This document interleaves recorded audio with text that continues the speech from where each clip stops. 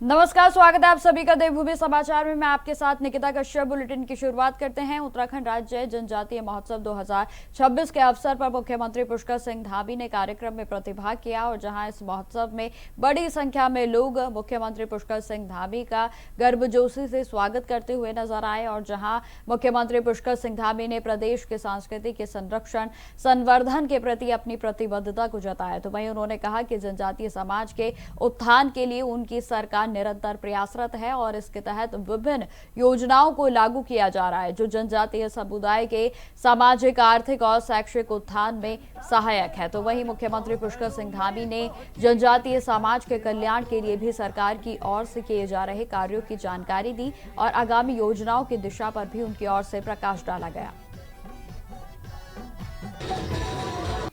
जैसी नजर अपनी खुल के सोचे आओ, पंख जरा फैलाओ, रंग नए बिखराओ, चलो चलो चलो चलो नए ख्वाब बुन ले।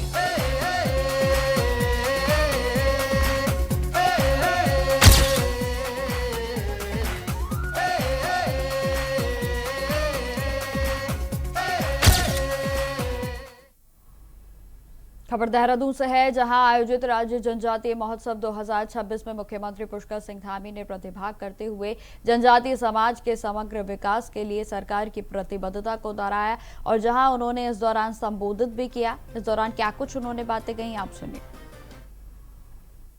केवल एक महोत्सव मात्र नहीं है, बल्कि हमारे जनजातीय समाज की जीवंत विरासत, सादगीपूर्ण जीवन और सांस्कृतिक गौरव का एक प्रतीक पर्व है।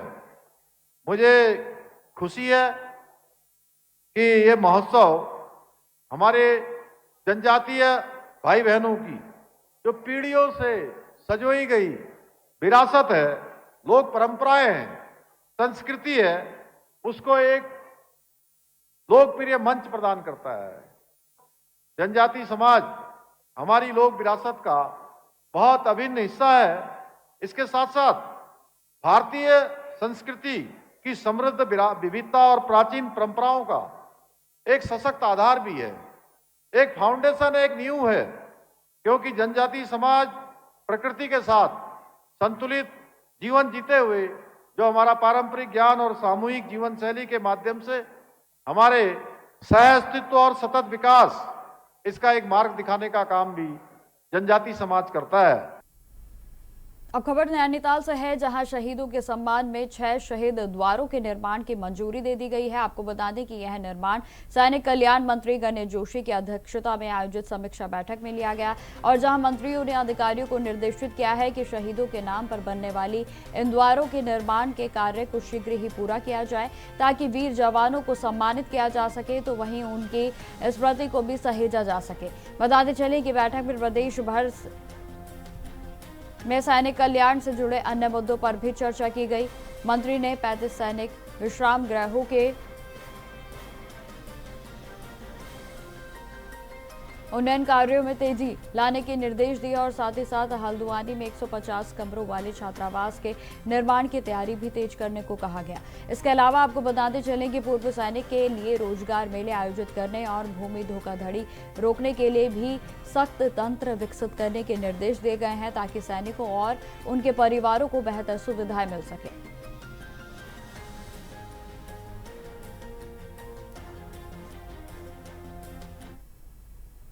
देहरादून में मंत्रिमंडल विस्तार के बाद अब दायित्वों के बंटवारे को लेकर सियासी हलचल तेज हो गई है। भारतीय जनता पार्टी की ओर से संगठन के वरिष्ठ नेताओं और विधायकों की एक सूची तैयार की गई है, जहां आपको बता दें कि इसे जल्द ही केंद्र सरकार के पास भी भेजा जाएगा। जानकारी के अनुसार इस सूची में ऐसे नेताओं को भी शामिल किया गया है जिन्हें सरकार में विभिन्न जिम्मेदारियां दी जा सकती हैं। पार्टी के प्रदेश मीडिया प्रभारी मनवीर चौहान ने इस पर जानकारी दी है कि दायित्वों को लेकर अंतिम निर्णय मुख्यमंत्री के द्वारा लिया जाएगा। तो वहीं उन्होंने यह भी स्पष्ट किया है कि संगठन के सुझावों पर केंद्रीय नेतृत्व से भी बातचीत के बाद जल्द ही दायित्वों का बंटवारा किया जाएगा।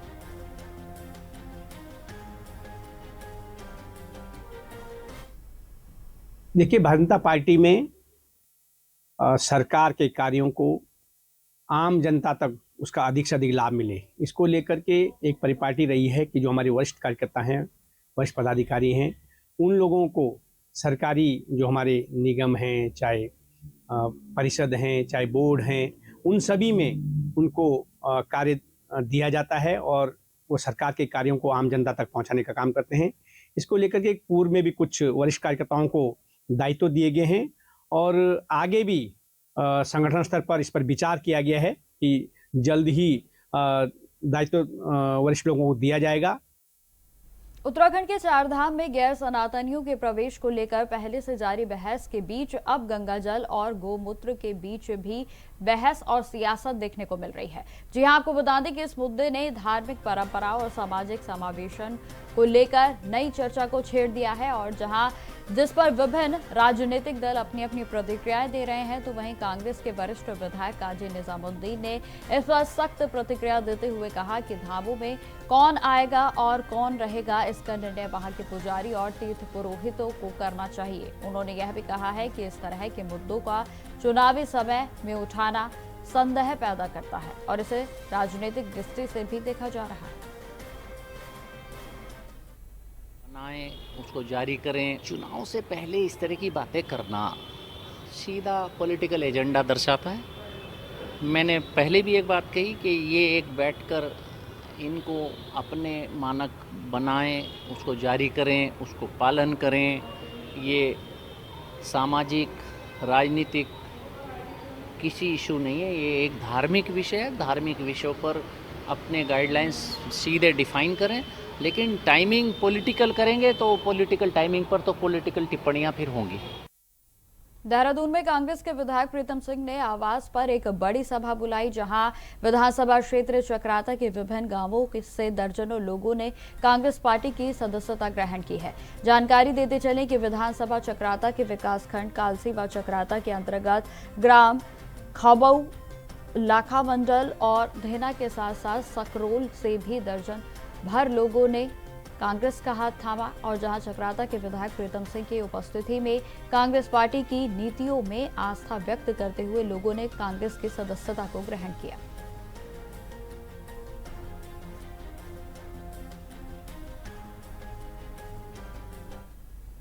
देहरादून में घरेलू एलपीजी गैस संकट अब पूरी तरह से समाप्त हो गया है और जहां मुख्यमंत्री पुष्कर सिंह धामी की निगरानी और जिला प्रशासन की सख्ती के बाद गैस आपूर्ति व्यवस्था पूरी तरह से सामान्य चल रही है। जानकारी देते चलें कि अब शहर में घर घर में गैस को होम डिलीवरी के माध्यम से भेजा जा रहा है, तो वहीं प्रशासन ने गोदामों से सीधा गैस वितरण पर रोक लगाकर क्यूआरटी टीमों के जरिए निगरानी को और भी मजबूत कर दिया है। जहां अधिकारियों के अनुसार सभी 70 गैस एजेंसियों पर नियमित निरीक्षण किया जा रहा है और जिससे कि सप्लाई चैन को मजबूती मिल रही है, तो वहीं उपभोक्ताओं को समय पर गैस भी उपलब्ध हो रही है। यह कदम सुनिश्चित करता है कि गैस वितरण में किसी भी तरह की रुकावट न हो और जनता को भी राहत मिल सके।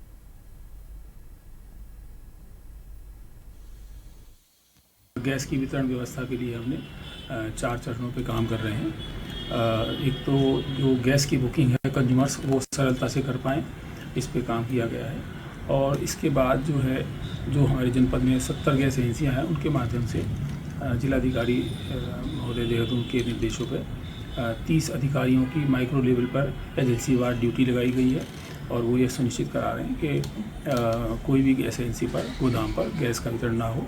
ऐसी तो कोई दिक्कत नहीं है, ये थोड़ा शुरुआत में हुआ था, लेकिन अभी जो है गैस जहाँ पे भी जिसका रूट है डे वाइज है, तो वहाँ पे आ रही है गैस। और सभी से यही अनुरोध है कि आप लोग पैनिक ना हो, आपके घर में ही आपको सिलेंडर मिलेगा और आप अपनी बुकिंग देख लेना कि उसको 25 दिन कंप्लीट होने चाहिए।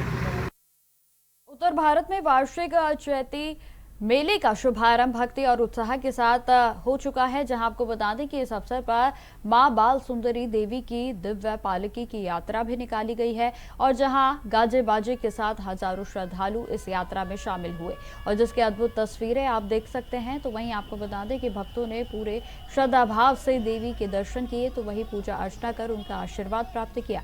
जहाँ यात्रा के दौरान पूरे क्षेत्र में धार्मिक माहौल बन गया, तो वहीं जगह जगह स्वागत के लिए तैयारियां भी की गई थी।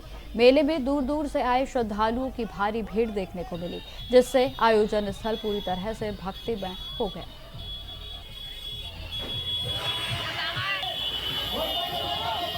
जैसा कि आप सब लोग जानते हैं, माँ भगवती अष्टमी तिथि में नगर मंदिर से चलकर अपने पारंपरिक रास्ते से होते हुए आज माँ अपने भवन में विद्यमान हुई है और माँ का अभी पूजन अर्चन उपरांत माँ की महाआरती हुई है और माँ की आरती देने के बाद माँ के जो कपाट हैं भक्तों को दर्शनों के लिए खोल दिए गए हैं और श्रद्धालुओं में बहुत ही ज़्यादा उत्साह है माँ के दर्शनों का, प्रसाद चलाने का, अपनी अपनी मनोकामना माँ से रखने का। और इस समय जो भी भगवती से अपनी सच्ची आस्था से, निष्ठा से, विश्वास से माँ से मनोकामना मांगता है, माँ भगवती उसकी हर मनोकामना पूर्ण करती है।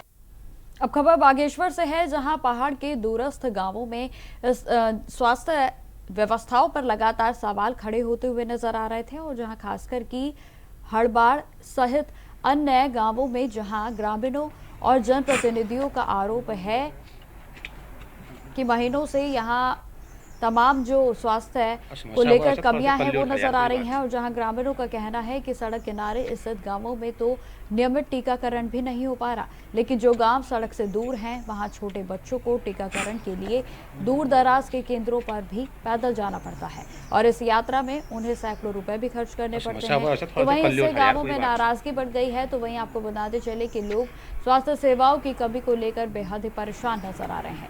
ग्रामीणों ने जिलाधिकारी से मांग की है कि इन समस्याओं का तत्काल समाधान किया जाए और गांव-गांव में टीकाकरण की व्यवस्थाओं को सही तरीके से लागू किया जाए ताकि बच्चों का स्वास्थ्य तो वे नियमित टीकाकरण से वंचित न हो। छोटे छोटे बच्चों को लेके हम गाड़ी बुक करके वहाँ आते हैं 15 पाली, इसमें बच्चों को दिक्कत आ जाती है। 1 महीने के बच्चे पे मतलब 3 टीका साथ में लगते हैं, उनके लिए कोई नुकसान हो गया फिर इसके जिम्मेदार कौन रहेगा?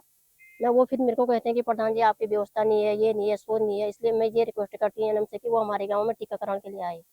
ग्राम सभा हड़बाड़ में टीकाकरण नहीं होता है। गर्भवती महिलाएं 3.5-3.5 किलोमीटर से पैदल, 4 किलोमीटर से पैदल और छोटे बच्चों को लेकर नीचे 15 पाली में आते हैं। वैसे ही प्रकोट ग्राम सभा की प्रधान जी है हमारी, वहां पर टीकाकरण नहीं होता है।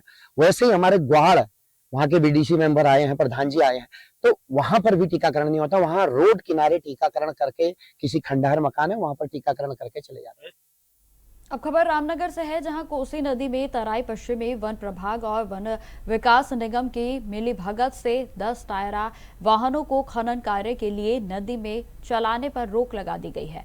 जहां आपको बताते चले कि इस फरमान के खिलाफ आक्रोशित वाहन स्वामियों ने वन विभाग के एसडीओ किरण शाह और वन विकास निगम के प्रभागीय खनन अधिकारी मुदत आर्या को उनके कार्यालय में घेराव उनका किया गया, जहां आपको बता दें कि उन्होंने ज्ञापन सौंपकर वाहनों को नदी में चलाने की मांग की। तो वहीं अध्यक्ष वेट निर्नल वेलफेयर सोसाइटी के हरदीप सिंह ने दोनों विभागों पर आरोप लगाया है कि उनके आदेश पर वाहनों को बंद किया गया है और जिससे कि रोजगार का संकट भी पैदा हो गया है। उन्होंने चेतावनी दी है कि अगर उनकी मांगें पूरी नहीं की गई तो वे सड़क पर उतरकर आंदोलन करेंगे।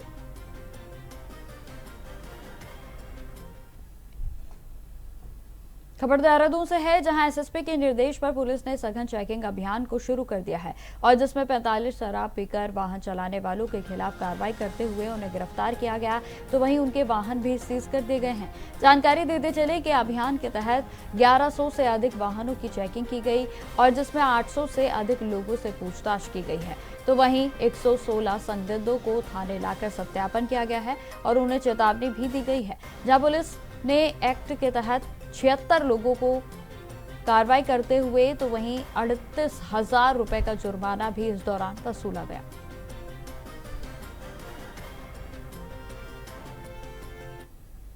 देहरादून में मुख्य सचिव आनंद वर्धन की अध्यक्षता में राज्य कार्यकारिणी समिति की बैठक आयोजित की गई और जिसमें राज्य के आपदा मोचन निधि एवं राज्य आपदा न्यूनीकरण की निधि के अंतर्गत विभिन्न प्रस्तावों को मंजूरी दे दी गई है। जानकारी देते चले कि बैठक में जिलों से आए प्रस्तावों को संस्तुति प्रदान करने के मुख्य सचिव के निर्देशन दिए गए हैं कि सभी प्रस्ताव पहले जिला स्तरीय समिति से अनुमोदित होकर जिलाधिकारी के माध्यम से ही भेजे जाएं, जहां उन्होंने सिंचाई विभाग को नदियों की ड्रेजिंग, तो वहीं आपको बता दें कि माइनिंग के लिए भी मानक संचालन प्रक्रिया यानी कि एसओपी जल्द जारी करने को कहा गया। तो वहीं बाढ़ से सुरक्षा से जुड़े कार्यों को भी तकनीकी सलाहकार समिति की प्रक्रिया के बाद ही प्रस्तुत करने के निर्देश दिए गए हैं। बैठक में कई जिलों में भूस्खलन तो वहीं बाढ़ सुरक्षा से जुड़े करोड़ों रुपए के कार्यों को भी स्वीकृति दी गई, और जिसमें कि नैनीताल, पिथौरागढ़, हरिद्वार, अल्मोड़ा, उत्तरकाशी और देहरादून के विभिन्न परियोजनाएं भी शामिल हैं। मुख्य सचिव ने विशेष रूप से उन नदियों की पहचान का चैनलाइजेशन योजना बनाने पर भी जोर दिया है जहां हर वर्ष कटान की समस्या आती है। साथ ही साथ सितारगंज की बेगुल नदी के अध्ययन के निर्देश भी जारी किए गए हैं। इसके अलावा आपको यह भी बताते चलें कि देहरादून के रायपुर, डोईवाला तो वहीं सहसपुर क्षेत्रों में भी बाढ़ सुरक्षा और दीवार निर्माण जैसे कार्यों को मंजूरी दे दी गई है, जिससे कि आपदा जोखिम को कम करने में मदद मिलेगी।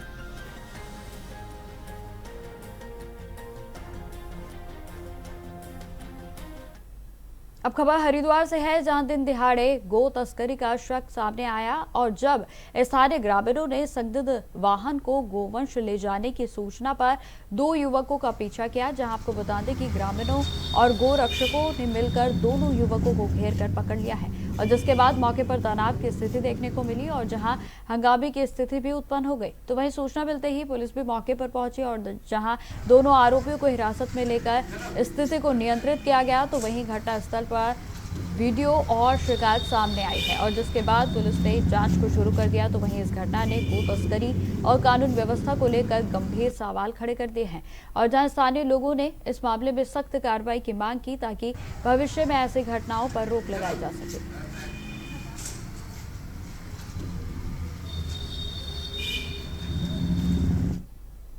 तो खबरें लगातार जारी रहेंगी, फिलहाल रुकते छोटे से ब्रेक के लिए।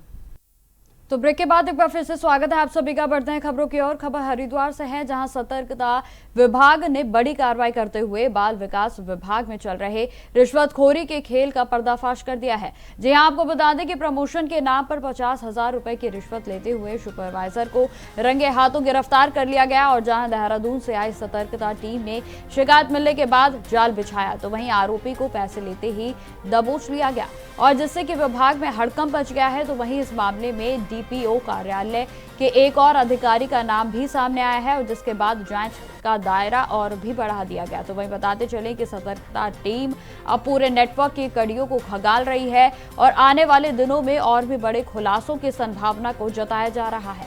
इस कार्रवाई के बाद विभागीय कार्यप्रणाली पर भी तमाम सवाल उठने लगे हैं।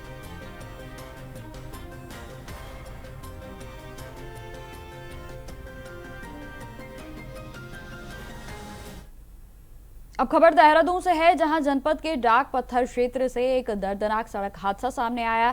जहां आपको बता दें कि पिकअप वाहन सड़क से लगभग 200 मीटर नीचे नदी में जा गिरा, और जहां सूचना मिलते ही एसडीआरएफ की टीम भी मौके पर पहुंची और हालातों का जायजा लिया गया। तो वहीं वाहन पूरी तरह से क्षतिग्रस्त अवस्था में खाई में जा गिरा है, और जिससे कि हादसे की गंभीरता का भी अंदाजा लगाया जा सकता है। तो वहीं एसडीआरएफ की टीम ने रोप की सहायता से खाई में उतरकर वाहन तक पहुंच बनाई और अंदर फंसे व्यक्ति को बाहर निकाल लिया गया।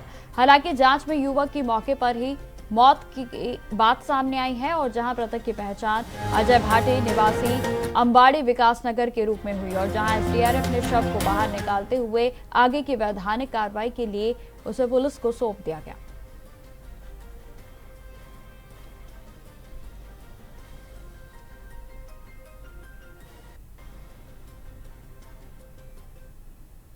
खबर रामनगर से है, जहां पिरुमदारा क्षेत्र से एक दिल दहला देने वाली घटना सामने आई है, जहां एक युवक ने दरांती से खुद का ही गला काटने की कोशिश की, और जिससे कि इलाके में सनसनी फैल गई।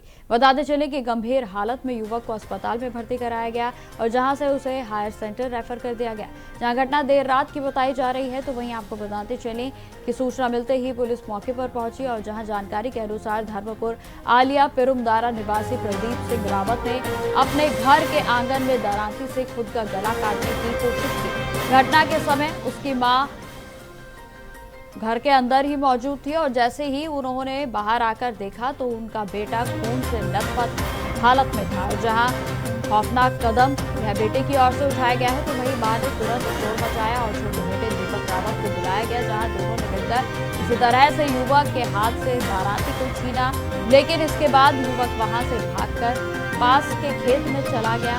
जहां आपको बताते चले कि मौके पर युवक खेत में गंभीर हालत में पड़ा गया, उसके पास ही बैठी